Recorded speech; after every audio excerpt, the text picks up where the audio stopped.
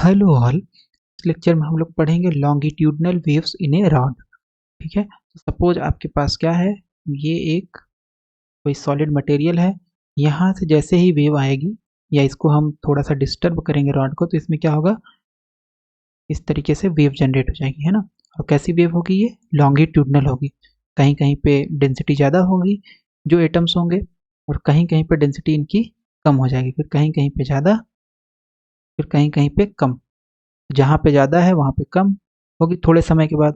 मतलब ये वाला पोजीशन यहाँ आ जाएगा, ये वाला यहाँ आ जाएगा, ये एक दूसरे में ऑसिलेट होते रहेंगे। इसका मतलब है रॉड हो तो उसमें इंटरनल वेव कैसी जनरेट होंगी, वो जनरेट होंगी लॉन्गिट्यूडनल।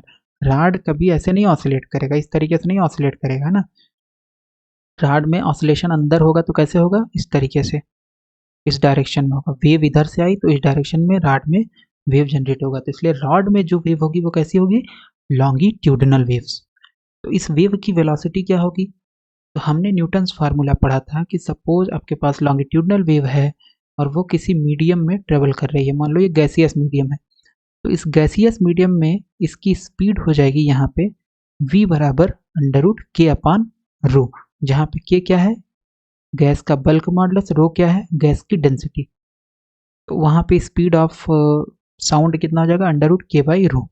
ये फार्मूला राड के लिए भी वैलिड है, क्योंकि राड में कैसी वेव जनरेट हो रही है, राड में जनरेट हो रही है आपके पास लॉन्गिट्यूडनल वेव। लेकिन किस केस में वैलिड है, जब रॉड बहुत पतला हो। ठीक है, रॉड जब बहुत पतला होगा, क्योंकि ये जो फार्मूला था इसमें आप अगर ध्यान है तो इसमें क्या होता है, केवल और केवल वन डायमेंशनल मोशन के लिए ही ट्रू है। अगर एक डायमेंशन में मोशन हो रहा है तो उस केस में v बराबर अंडर रूट के बाई रो।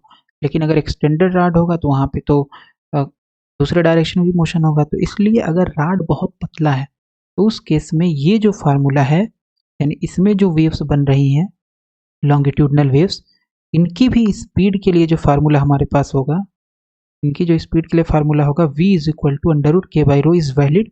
बस k जो है वो क्या हो जाएगा, क्योंकि डायरेक्शन कौन सा है, लेंथ के डायरेक्शन में, इसका मतलब k हो जाएगा यंग्स मॉडुलस।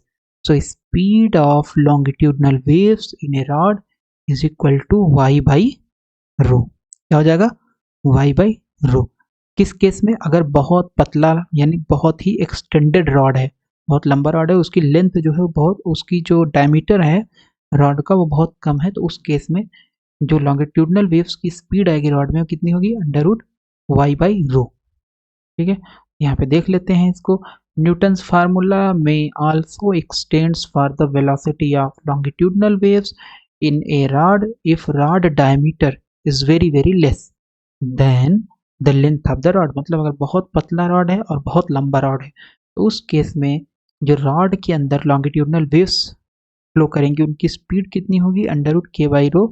और क्योंकि लेंथ के लॉन्ग हो रहा है तो के जो होगा रॉड में, रॉड के केस में बल्क मॉडुलस किस में कन्वर्ट हो जाएगा, यंग्स मॉडुलस के एनालॉजी एनालॉगस में, है ना। तो के जो होगा वो क्या होगा, यंग्स मॉडुलस हो जाएगा, यहाँ पे यंग्स मॉडुलस हो जाएगा। तो ये हो गया आपका बहुत थिन रॉड है, दिस इज वैलिड, यानी this formula is valid only if solid be isotropic and in the form of thin rod. अगर बहुत मान लो ये रॉड है तो उस केस में रॉड के अंदर जो लॉन्गिट्यूडनल वेव है उसकी स्पीड कितनी होगी, इतनी होगी। लेकिन मान लो अगर बहुत ही मोटा रॉड है, इस तरीके से एक्सटेंडेड रॉड है, तो एक्सटेंडेड सॉलिड है, उस केस में आपका ये जो फार्मूला होता है इसमें थोड़ा सा मॉडिफिकेशन होता है। In the case of extended solid जो आपके पास बल्क मॉडुलस होता है उसमें एक चेंज होता है, जिसमें k प्लस 4/3 इंटू ईटा आ जाता है। k प्लस 4/3 इंटू ईटा, ये डेंसिटी ऑफ द रॉड है, और ईटा जो है वो क्या है, मॉडुलस ऑफ रिजिडिटी। तो ये हो गया, हमने पढ़ लिया लॉन्गिट्यूडनल वेव्स इन रॉड।